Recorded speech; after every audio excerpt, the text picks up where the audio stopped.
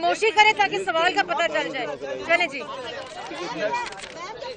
आज अदालत में कहा गया है कि जो आपकी ट्रस्ट थी जिसको जाली करार सजा दी थी आपको कैप्टन सफदर साहब को, उसको आज अदालत ने कहा कि उसको जाली करार नहीं दिया जा सकता। आप इस हवाले से क्या कहेंगे? सबसे पहले तो मैं बिस्मिल्लाहिर्रहमानिर्रहीम अल्लाह ताला का शुक्र अदा करती हूँ कि सच को एक ना एक दिन सामने आना होता है। आप झूठ बोलें या आप साजिश करें, आप कुछ भी कर लें, चंद दिनों के लिए आपका झूठ तो चल जाता है, हमेशा के लिए नहीं चल सकता।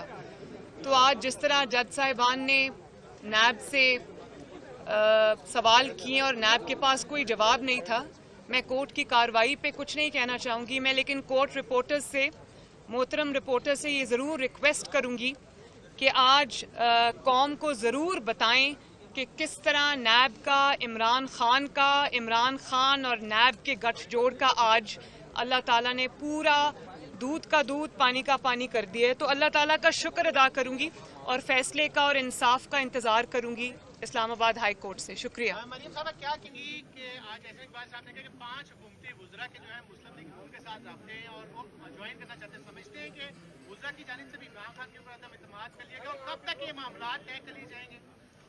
देखें, बात यह है कि जब अवाम की जानिब से अदम एतमाद हो जाता है किसी हुकूमत के ऊपर, तो फिर वुज़रा क्या और क्या आपके मेंबरान कौमी असम्बली, मेंबरान सूबाई असम्बली, वो तो पहले ही तैयार बैठे अदम एतमाद करने के लिए। और इमरान खान साहब की पार्टी वो पार्टी तो है नहीं जिसमें कोई आइडियोलॉजी से जुड़े लोग हैं या कोई उनके साथ कोई उनकी लॉयल्टीज़ हैं या कमिटमेंट है।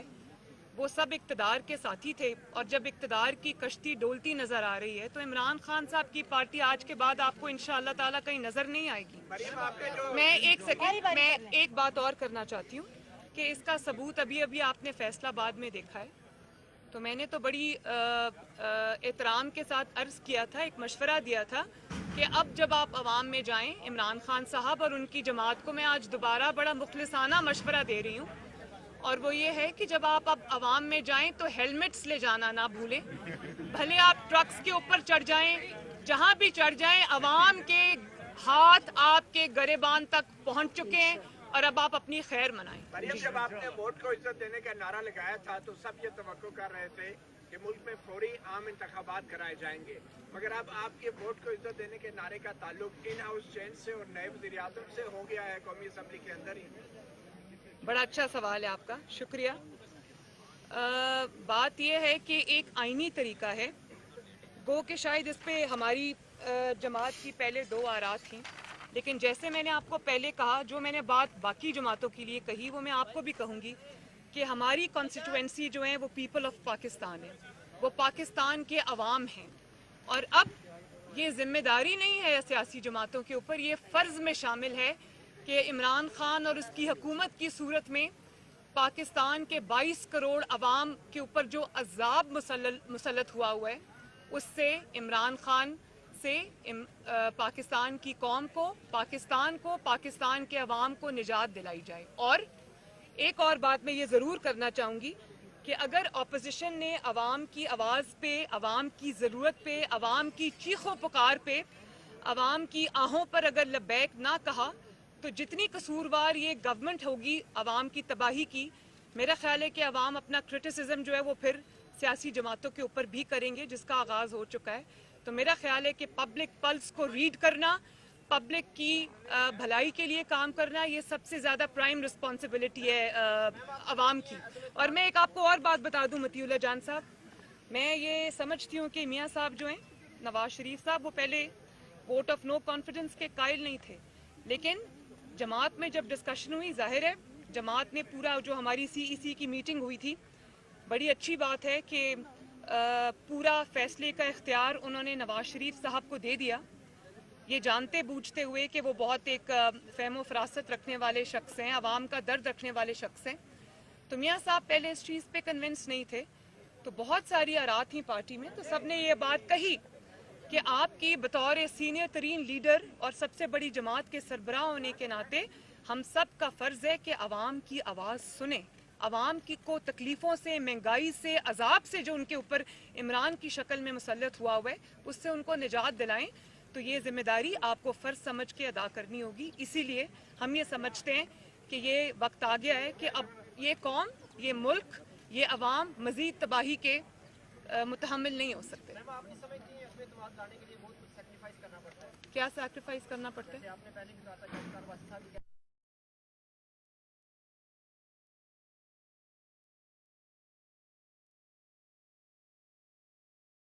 अब हालात वो आ गए हैं कि इमरान खान और उसकी गवर्नमेंट किसी के लिए भी टेनेबल नहीं रही। और जो आप जिनको की तरफ इशारा कर रहे हैं ना, जिनकी सपोर्ट इमरान खान को हासिल थी, उनकी भी कॉन्स्टिट्यूएंसी सबसे बड़ी पाकिस्तान की आवाम है। और जब पाकिस्तान की आवाम का इशारा आपको देखना पड़ेगा, और वो सियासी जमातों के अलावा सारे इंस्टीट्यूशंस को देखना पड़ेगा। क्योंकि मैं एक और बात आपको बता दूं कि ये सिर्फ अवाम की बात नहीं हो रही, जाहिर है वो भी अवाम का ही एक सेगमेंट है, जहां पर ये हमारे जो फौजी भाई हैं, जो हमारे सिक्योरिटी फोर्सेस के जितने भी हमारे अहलकार हैं, आप ये देखें कि महंगाई ने उनके घरों में भी बहुत इफेक्ट किया है। उनको भी रोजी और रोटी की मुसीबत पड़ी हुई है। वो अपने जिम्मेदारियां अदा करें या अपने किचन का वो देखें कि रोटी पूरी हो रही है, बिजली का बिल नहीं दिया जा रहा, पेट्रोल अफोर्ड नहीं हो सकता। तो ये सब बातें कंट्रीब्यूट करती हैं इस वक्त सेंटिमेंट बना है एंटी गवर्नमेंट उसमें। और उसमें सबसे बड़ा जो सबसे बड़ी चीज़ है जिसको अंडरस्टैंड करना पड़ेगा और जिसके साथ चलना पड़ेगा, वो है पाकिस्तान के अवाम की आवाज़। उस पर सबको लब्बैक कहना पड़ेगा। अच्छा, मैम हुकूमत कह रही है कि अपोजिशन के नंबर ही पूरे नहीं है, पहले वो अपने नंबर पूरे करे फिर अदम एतमाद की तरफ आए। पहले अपोजिशन को अपने नंबर गिने, हमारे इत्तेहादियों से राब्ते में वो पहले ही जा चुकी है। तो आप क्या कहती हैं, आप लोग के नंबर पूरे हैं? क्योंकि माजी में देखिए, देखा गया है कि मैं इस बारे में क्या कह सकती हूँ। इमरान खान साहब की अपनी तकारीर, कल भी उन्होंने एक तकरीर की, आजकल वो जितनी भी तकारीर करते हैं वो सारी अपनी डूबती कश्ती को बचाने की चीखें, जो कश्ती उनको डूबती नज़र आ रही है। और वो कश्ती उनको सिर्फ इसलिए डूबती नहीं नज़र आ रही कि पाकिस्तान के अवाम तंग आ चुके हैं या अब वो अनटेनेबल हो गए, उनका बोझ कोई और ढो नहीं सकता, इदारे नहीं ढो सकते। आई थिंक वो उनकी चीखें इसलिए नज़र आ रही कि उनको ये भी पता है कि उनके जो मेंबरान हैं, उनके जो MNAs हैं, जो उनके MPAs हैं, वो शिप जंप करने के लिए तैयार बैठे हैं। और वो उसका सबूत ये है कि अभी इमरान खान साहब प्राइम मिनिस्टर हैं। मैं आपको एक उसको जक्सटापोज करके दिखा देती हूँ। नवाज शरीफ साहब आज प्राइम मिनिस्टर नहीं हैं, मुल्क से बाहर हैं। उनको मुल्क से बाहर रखा हुआ है, वो आ नहीं सकते अभी मुल्क में फौरन। तो आप ये देखें कि जमात, पूरी जमात मुस्लिम लीग नून, मैंने पहले भी कहा था, आग के दरिया से गुजर के आई है, लेकिन अल्हम्दुलिल्लाह मुत्तहिद रही है और नवाज शरीफ साहब की लीडरशिप में मुत्तहिद रही है। तो अब आप देखें, और उसके अगर आप दूसरी तरफ देख लें तो अभी इमरान खान साहब की सिर्फ कश्ती डामाडोल हुई है, हिली है, और उनके सारे मेंबरान या तो दूसरी जमातों से राब्ते कर रहे हैं, या असेंबली में खड़े होकर तकारीर कर रहे हैं, या मीडिया पे उनके जो इंकशाफात हैं वो भी सुनने वाले हैं। तो उनको ये नविश्ता दीवार साफ नजर आ रहा है कि दीवार पे क्या लिखा है। तो इमरान खान साहब जो रोज उनकी तकरीर नहीं होती, वो चीखें होती हैं, उसमें आपको सब पता चल जाएगा कि वो फ्रस्ट्रेटेड आदमी की तकरीर है, जो ये समझता है कि उसका ये जो प्रेजेंट है वो तो ख़त्म हो ही गया, उसका मुस्तकबिल भी कोई नहीं। और एक बात ये भी मैं आपको बता दूं कि जितने भी उनके इत्तेहादी हैं, एलाइज हैं, इमरान खान साहब की नाकामी का, नाअहली का, नालायकी का, तारीखी नाकामी का बोझ लेकर उनके इत्तेहादी मैदान में नहीं जाएंगे, इलेक्शन के मैदान में नहीं उतर सकते, उनके MNAs नहीं उतर सकते, उनके MPAs नहीं उतर सकते। और इस बात का इदराक उनके MNAs और MPAs को है। मैडम, एक सवाल आपसे। जी मैडम, ऑपोजिशन की सेनेट में अक्सरियत है, लेकिन आज तक आप लोग सेनेट में कामयाब नहीं हुए। इमरान खान एतमाद का वोट इससे पहले भी असेंबली से ले चुके हैं, आप लोगों को पता है। उसमें ऑपोजिशन का क्या हाल हुआ था। अभी क्या ऑपोजिशन को कोई इशारा मिला है जो आप लोग कॉन्फिडेंस से कह रहे हैं कि अदम एतमाद लेकर आ रहे हैं और अदम एतमाद कामयाब भी होगी? मैं इसका जी क्या अब आपका एस्टैब्लिशमेंट से सुलह हो गई है? मैं इसका जवाब आपको पहले दे चुकी हूँ, मैं दोबारा दे देती हूँ कि हालात इस वक्त इसलिए बदलें कि इमरान खान की जो नाकामी है, जो आवाम की बद्दुआएं हैं, اور جو ملک میں اس وقت بدامنی ہے، دہشت گردی نے پھر سے سر اٹھا لیا ہے، اور جو مہنگائی کا عالم ہے اور عوام کے غصے کا عالم ہے، عوام بھرے بیٹھے ہیں، تو حالات اس وجہ سے بدلیں، حالات کسی اور وجہ سے نہیں بدلے، اور حالات ہم سمجھتے ہیں کہ اس وجہ سے اب سازگار ہیں۔ ہمیں ضرور یہ اٹیمپٹ کرنی چاہیے، اور مجھے امید ہے انشاءاللہ تعالیٰ کہ یہ اٹیمپٹ ضرور کامیاب ہوگی۔ اور میں پی ٹی آئی کے ایم این ایز اور ایم پی ایز کو آج یہ میسج دینا چاہتی ہوں کہ اگر آپ باعزت طور پر اگلے الیکشن میں اپنے حلقوں میں جانا چاہتے ہیں، آپ یہ چاہتے ہیں کہ آپ عوام کے غیظ و غضب کا نشانہ نہ بنیں، تو اس چیز میں اب آپ جو ہے وہ یہ اس گورنمنٹ کو سپورٹ مت کریں، اور میرا خیال ہے انشاءاللہ تعالیٰ ایسا ہی ہوگا۔ مجھے نظر آ رہا ہے حالات بہت بدل چکے ہیں۔ جی